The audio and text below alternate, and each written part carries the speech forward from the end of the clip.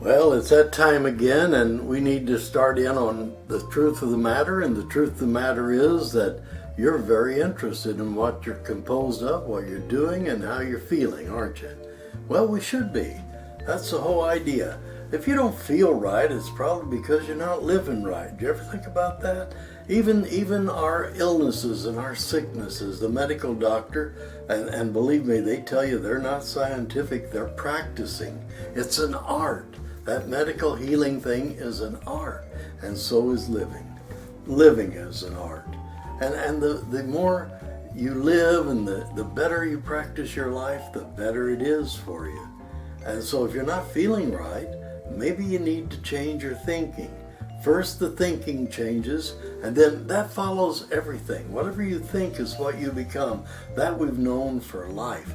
But what man is everything in the small that God is in the large. We've been given dominion over everything. We've been given the gift of life. And it says, as I understand it in the Bible, it says that we can have life eternal. Eternal? That means forever and a day. It goes forever. Eternal. Yeah. And that's what you have. You have life eternal. It just never ends. Science says the same thing. They say that there's no way to eliminate energy. It just changes what it is. It goes from one thing to another. And that's kind of what we do. We go from one thing to another. And we get a lot of chances to develop that godlike ability that we have.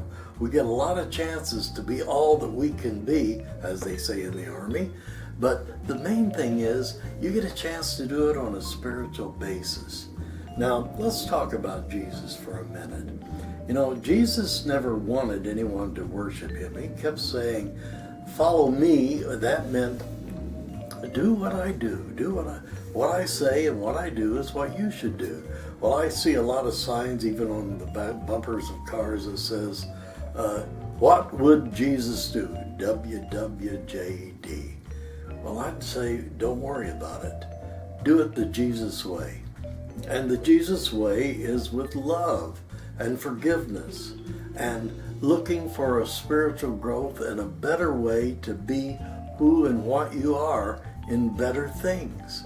And it's all through the Bible.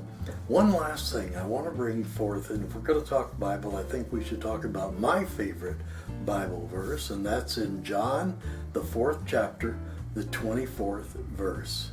And that simply says this, that God is spirit.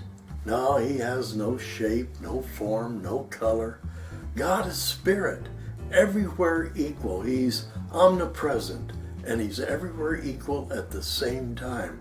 There's as much God in you as there is in me or anything or anyone else.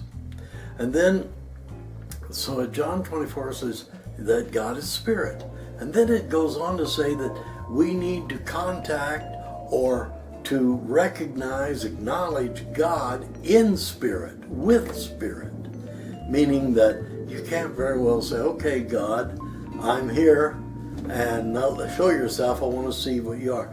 You can say, God, I recognize you, and the inner me, that special something within me, is contacting you. Now, that's one last thing about prayer. I have people say, prayer changes things, you know. If I want something, I just pray about it, and it comes. The only way prayer can change things is if it changes you. And that's the truth. It changes you. If you pray enough, it'll become a part of you, because what? As a man thinketh, so he is.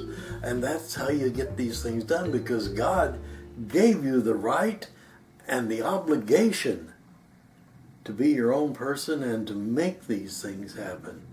So let's make today a good day, this week a good week, and your life the best life you've had to date. God bless you, and thank you for allowing me to share a little of the very little that I know.